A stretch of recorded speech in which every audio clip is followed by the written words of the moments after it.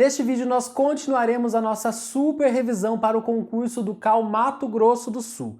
E hoje nós veremos mais duas legislações, a Lei 12.378 e a Lei 11.888. Então, se você se interessou por esse assunto, vem comigo!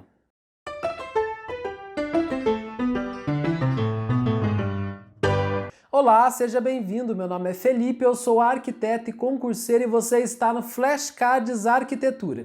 E hoje nós vamos revisar duas legislações.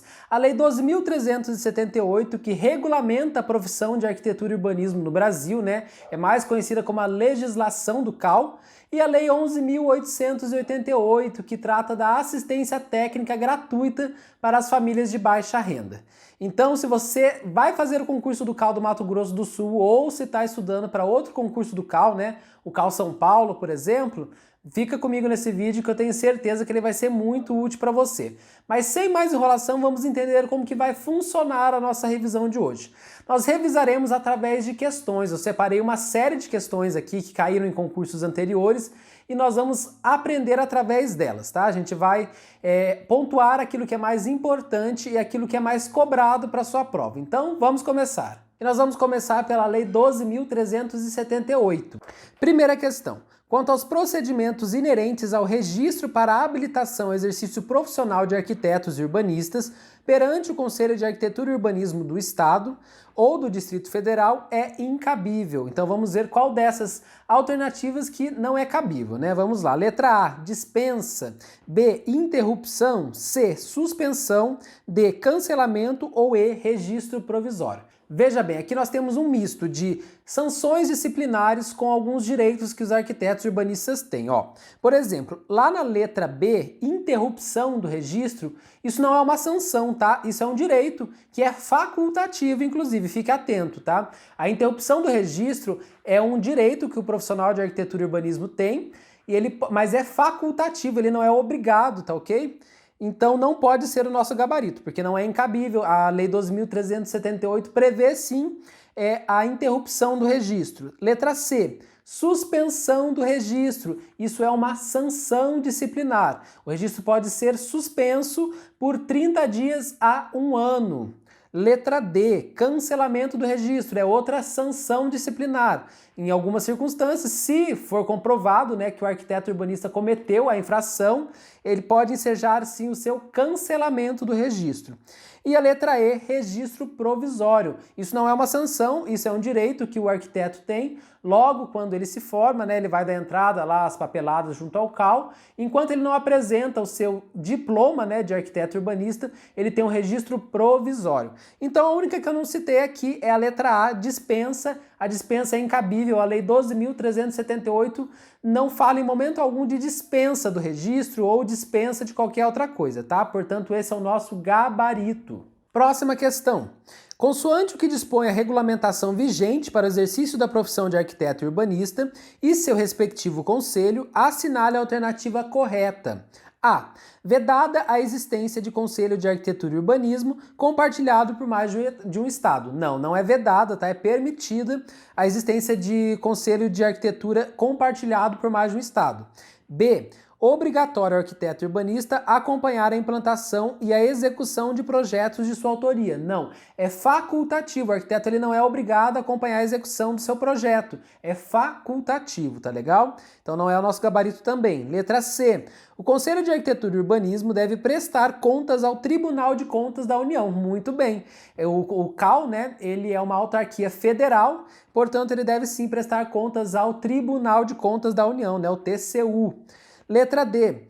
Os Conselhos de Arquitetura e Urbanismo dos Estados não gozam de imunidade tributária. Mais uma vez, o CAL é uma autarquia federal, portanto, ele goza sim de imunidade tributária. E a letra E, a carteira profissional de arquiteto e urbanista não constitui prova de identidade civil. Pelo contrário, a carteira profissional de arquitetura e urbanismo constitui sim prova de identidade civil para todos os efeitos, tá legal? E é válida em todo o território nacional, isso é muito importante também, tá? Ela não é válida somente para o estado que o profissional se formou, ela é válida em todo o território nacional. Portanto, o nosso gabarito é a letra C, a única que está correta. O Conselho de Arquitetura e Urbanismo deve prestar contas ao TCU. Próxima. Assinale a alternativa incorreta quanto ao que compete ao presidente do CAU-BR. Vamos lá, então. Representar judicialmente e extrajudicialmente o CAU-BR. Muito bem, essa é uma atribuição do presidente do CAU-BR. B. Presidir as reuniões do Conselho do CAU-BR, podendo exercer o voto de desempate. Mais uma atribuição do presidente. C. Cuidar das questões administrativas do CAU-BR, ouvindo previamente o Conselho quando exigido pelo Regimento Geral. Muito bem, mais uma atribuição do presidente. Então o gabarito só pode ser a letra D, né? Vamos ver. Julgar em grau de recurso as questões decididas pelos CAUs. Essa não é uma atribuição do presidente do CAU-BR, essa é uma atribuição do CAU-BR como órgão, né? O CAU-BR, ele é a última instância, é uma instância recursal, portanto, ele julga-se em grau de recurso as questões decididas pelos CAUs dos estados, tá? E não é o presidente, é o CAU. Mas qual que é a diferença, Felipe? Já que é o CAU-BR que julga e o presidente do CAU-BR diretamente não seria a pessoa que ia julgar? Não, porque às vezes pode ser um plenário e como a própria questão anterior já disse, o presidente do CAU-BR ele pode apenas exercer o voto de desempate. Então, teoricamente, não é ele sozinho que decidiria, tá? Então, sim, o órgão como um todo. Portanto, o nosso gabarito é a letra D. Próxima questão. O mandato dos conselheiros do CAU-BR e dos CAUs dos estados é de... Essa é uma questão clássica que despenca em prova e não tem como você não saber, viu? Ó, o mandato, a duração do mandato dos conselheiros do CAU-BR e dos CAUs dos estados é de 3 anos, permitida apenas uma recondução. Portanto, a alternativa que fala aqui, que está correta, é a letra C, né? 3 anos, permitida apenas uma recondução, nosso gabarito. Próxima. Quanto à legislação profissional relativa ao arquiteto e urbanista, julgue o item subsequente. Uma vez emitido pelo MEC, o diploma de curso de arquitetura e urbanismo permite ao profissional arquiteto exercer imediatamente a profissão, seja no desenvolvimento do projeto de arquitetura, seja no acompanhamento técnico de obra. Certo ou errado? Errado. E por que está errado? Porque o diploma de arquitetura e urbanismo não permite ao arquiteto exercer a profissão imediatamente. Primeiro, ele precisa fazer o registro junto ao CAU, Conselho de Arquitetura e Urbanismo. Portanto, somente o diploma não é válido para ele exercer a profissão de imediato, tá legal? Por isso o gabarito é errado. Próxima questão. Quanto à legislação profissional relativa ao arquiteto e urbanista, julgue o item subsequente. O pagamento da anuidade ao Conselho Regional da jurisdição a que pertence o profissional é condição obrigatória para o exercício da profissão. O profissional que deixa de efetuar o pagamento dessa anuidade durante 2 anos consecutivos pode ter o registro cancelado automaticamente, sem prejuízo da obrigatoriedade do pagamento da dívida, certo ou errado? Isso está certo. Quando o profissional deixa de efetuar o pagamento da anuidade por 2 anos consecutivos, o seu registro pode sim ser cancelado automaticamente, tá legal? Portanto, gabarito certo. Próxima questão. A Lei 12.378, que regulamenta o exercício da arquitetura e urbanismo, cria o Conselho de Arquitetura e Urbanismo do Brasil e os Conselhos de Arquitetura e Urbanismo dos Estados e do DF, e dá outras providências, não prevê em seu artigo 19 a seguinte sanção disciplinar. Então, aqui nós vamos falar sobre sanções disciplinares. E a questão quer saber qual dessas não é uma sanção. Vamos lá. Letra A, advertência. Advertência, sim, é uma sanção disciplinar. Letra B, suspensão entre 30 dias e 1 ano do exercício da atividade de arquitetura e urbanismo em todo o território nacional. Muito bem, é outra sanção disciplinar que nós já vimos em uma questão anterior, né? Letra C, cancelamento do registro, mais uma sanção disciplinar. Então o gabarito só pode ser a D, né? Multa no valor entre 1 a 100 anuidades. Não, multa no valor entre 1 a 10 anuidades. Eu só quero chamar a atenção de vocês para um detalhe, tá? Essa letra D aqui, ó, de multa de 1 a 10 anuidades, que seria o correto, né? Eu já vi questões de prova colocando de 1 a 10 e daí a pessoa vai querendo marcar que tá correta, só que é de 1 a 10 taxa de RRT que a questão coloca, e daí tá errado, porque é 1 a 10 anuidades, tá? Fique muito atento a esse final, porque é muito importante, tá legal? Próxima questão. De acordo com as normas da Lei 12.378, analise as afirmativas a seguir. 1. A carteira profissional de arquiteto e urbanista possui fé pública, até aí ok, mas não constitui prova de identidade civil para os fins legais. Errado, constitui prova de identidade civil para todos os fins legais. Portanto, a 1 está errada, né? 2. É facultado ao profissional e à pessoa jurídica que não estiver no exercício de suas atividades a interrupção de seu registro profissional no CAL por tempo indeterminado, desde que atenda às condições regulamentadas pelo CAL-BR. Muito bem, é isso mesmo. 3. Os arquitetos urbanistas, juntamente com outros profissionais, podem se reunir em sociedade de prestação de serviços de arquitetura e urbanismo. Ok, também a lei diz isso. 4, então. É permitido, desde que mediante a autorização do CAL-BR, o uso das expressões arquitetura ou urbanismo, ou designação similar, na razão social ou no nome fantasia de sociedade que não possui arquiteto e urbanista, entre os sócios com poder de gestão ou entre os empregados permanentes. Está errado. Por que está errado? Porque em hipótese alguma será permitido o uso das expressões arquitetura e urbanismo, ou arquitetura e urbanismo, ou coisas similares, quando a empresa, a pessoa jurídica, não detiver arquiteto e urbanista trabalhando dentro do seu corpo de funcionários. Portanto, essa também está errada. Então, o nosso gabarito, que ele quer saber, estão corretas as afirmativas? É a letra B, Somente 2 e 3 estão corretas. Próxima questão. Caio Figueiredo, devidamente inscrito no CAL Minas Gerais, reproduziu um trabalho técnico de autoria de terceiros, sem a devida autorização do detentor dos direitos autorais em março de 2016. Então, em março de 2016, ele cometeu a infração. O processo disciplinar para a apuração da mencionada infração foi instaurado de ofício pela autarquia em janeiro de 2017. Então, apenas em janeiro de 2017 que foi instaurado o processo, sendo que Caio foi intimado para apresentar sua defesa em julho de 2017. Considerando as normas que disciplinam a prescrição da pretensão de punição das sanções disciplinares dispostas na Lei 12.378, pode-se afirmar que a prescrição para aplicação de eventual sanção disciplinar a Caio ocorrerá em... Então essa questão está querendo saber de prescrição, qual que é o prazo limite que o CAL tem para punir o agente infrator. Esse prazo é de 5 anos, gente, mas é o seguinte, via de regra a prescrição ocorre em 5 anos a contar da data do fato. Eu falo via de regra porque tem uma exceção, e qual que é a exceção? Se o acusado, se o agente infrator, ele for intimado para apresentar defesa, essa prescrição é interrompida e recomeça a contar esse prazo de 5 anos. Então, via de regra, 5 anos da data do fato. Mas se o agente infrator for intimado para apresentar defesa, então essa intimação ela interrompe o prazo e começa a contar o prazo de 5 anos novamente. Então, sabendo disso, o nosso gabarito só pode ser a letra D, julho de 2022. Porque, sendo que Caio foi intimado para apresentar sua defesa em julho de 2017. Então, é a partir daí que eu tenho que começar a contar o prazo de 5 anos. Julho de 2017, 18, 19, 20, 21, 22. Julho de 2022, nosso gabarito letra D. Última questão da Lei 12.378.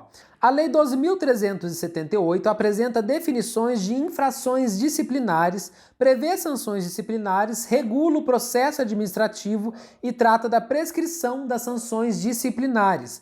Em relação a esse tema, assinale a alternativa correta. Vamos lá. A. Instaura-se o processo disciplinar exclusivamente de ofício? Não. O processo disciplinar ele é instaurado tanto de ofício como por representação de uma das partes interessadas. Portanto, não é a letra A. B. Constitui-se como uma das sanções disciplinares a possibilidade de suspensão pelo período mínimo de 1 ano e pelo período máximo de 5 anos do exercício da atividade de arquitetura e urbanismo em todo o território nacional. Não. Essa sanção que ele fala é de 30 dias a 1 ano a sua suspensão. Portanto, está errado, não tem nada de 5 anos. Não confunda, viu? Porque aqui ele está falando de suspensão, que é uma sanção disciplinar, ele não está falando de prescrição.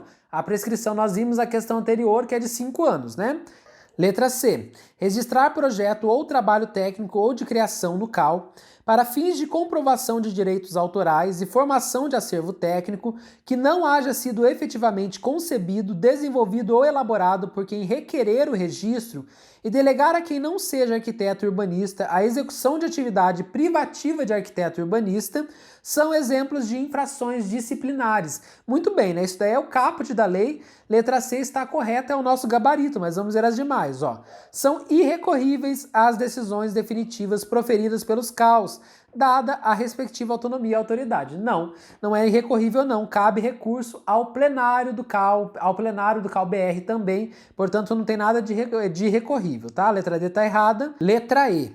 Prescreve em 5 anos a pretensão de punição das sanções disciplinares a contar da data da conclusão do processo administrativo. Não, é a contar da data do fato, portanto a letra E também está errada. E se esse conteúdo está sendo útil para você, eu já vou pedir o seu like aqui embaixo. E se inscreva no canal se ainda não for inscrito, isso me ajuda demais a continuar produzindo conteúdo aqui para o YouTube e entregando esse conteúdo para cada vez mais concurseiros, gente. Então deixa o like aqui. Mas continuando, agora nós vamos falar da Lei 11.888 de 2008, que trata da assistência técnica gratuita para os serviços tanto de projeto quanto de construção para as famílias de baixa renda. Então vamos no mesmo esquema, a gente vai através das questões revisar o nosso conteúdo. Então, primeira questão. Essa é uma questão de verdadeiro ou falso.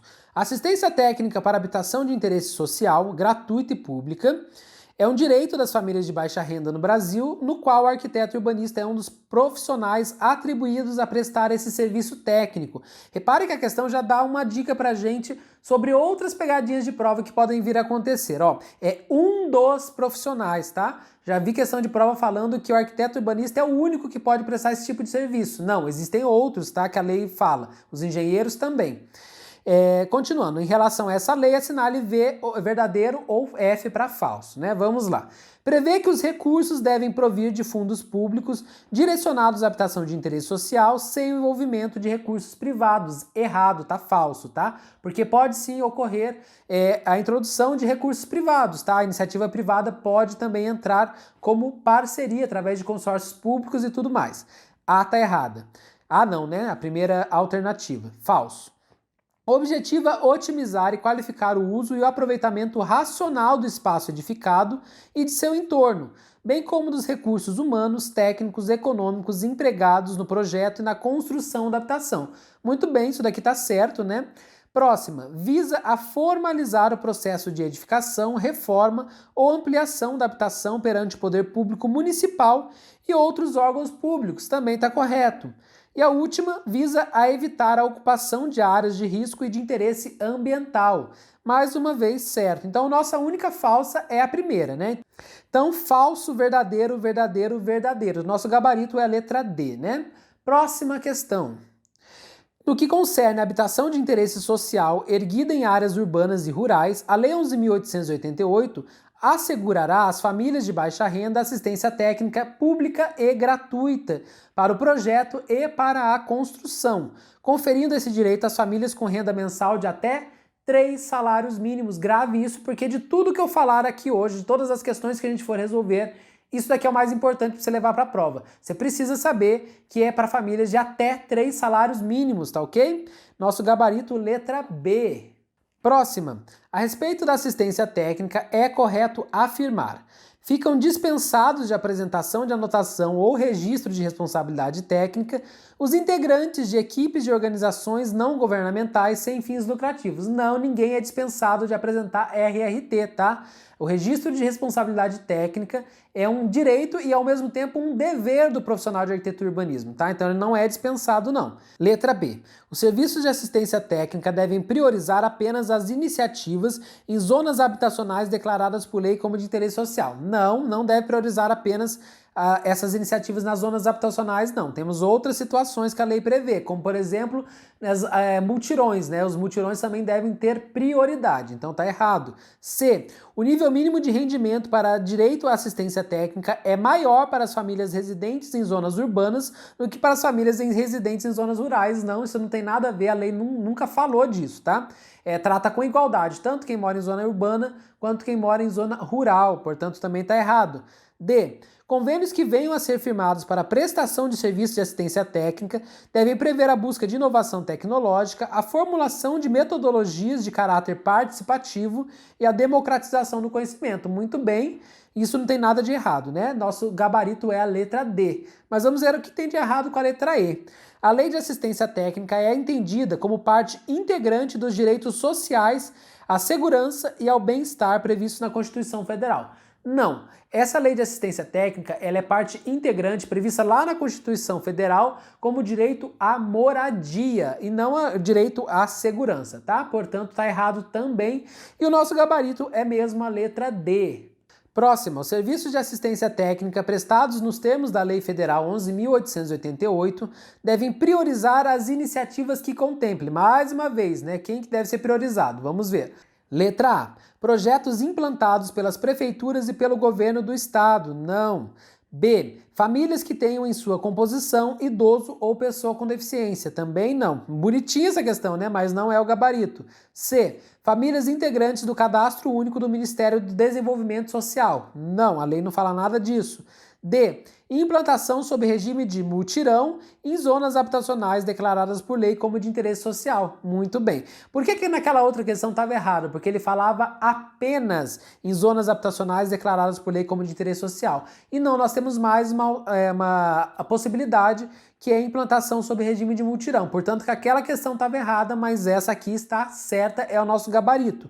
E a letra E, assentamentos regularizados ou em processo adiantado de regularização fundiária. Não, a lei fala só sobre a implantação sob regime de mutirão em zonas habitacionais declaradas por lei como de interesse social. Mais uma questão, ó. Conforme a Lei 11.888, assinale a alternativa correta. A. A garantia do direito à assistência técnica pública e gratuita para o projeto e a construção de habitação de interesse social deve ser efetivada mediante o apoio financeiro da União aos estados, ao Distrito Federal e aos municípios, para a execução de serviços permanentes e gratuitos de assistência técnica nas áreas de arquitetura, urbanismo e engenharia, oferecida apenas de forma direta às famílias descritas na lei. Não, tá errado, esse apenas tornou a questão errada, né? B. O serviço de assistência técnica, objeto de convênio ou termo de parceria com União, Estado, Distrito Federal ou município, poderão ser prestados somente por profissionais das áreas de arquitetura, urbanismo e engenharia que atuem como servidores públicos. Não, os profissionais autônomos também são permitidos de participar desse projeto, então está errado também. C. Os serviços de assistência técnica previstos por essa lei devem ser custeados por recursos de fundos federais direcionados à habitação de interesse social ou por recursos públicos orçamentários. Até aqui tudo bem, mas olha o final. Não permitindo a participação de recursos privados, e aí tá errado, né? Então, nosso gabarito só pode ser a letra D. As famílias com renda mensal de até 3 salários mínimos, residentes em áreas urbanas ou rurais, têm o direito à assistência técnica pública e gratuita para o projeto e a construção de habitação de interesse social para sua própria moradia. Muito bem, é o que diz a lei, portanto, é o nosso gabarito. Última questão. Segundo a Lei 11.888, que assegura às famílias de baixa renda assistência técnica pública e gratuita para habitação de interesse social, então vamos ver qual que é a alternativa correta, né? A. Profissionais autônomos ou integrantes de equipes de pessoas jurídicas estão impedidos de prestar os serviços de assistência técnica. Errado, eles podem prestar sim. B. Tem o direito à assistência técnica às famílias com renda mensal de até 8 salários mínimos. Não, 3. C. O direito à assistência técnica previsto abrange apenas os trabalhos de projeto. Não, construção também, está errado, C também. D. A garantia do direito previsto deve ser efetivada mediante o apoio financeiro dos estados aos municípios. Não, mediante o apoio financeiro da União aos estados e aos municípios. Está errado a D.